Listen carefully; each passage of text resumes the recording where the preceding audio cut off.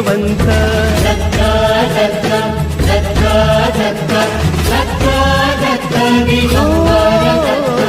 अवधूत चिंतन गुरुदेव दत्त गुरु आमचा तू आम्ही भाग्यवंत नसे जन्म मृत्यू नुरे काही खंत न प्रारंभ मध्य नसे काही अंत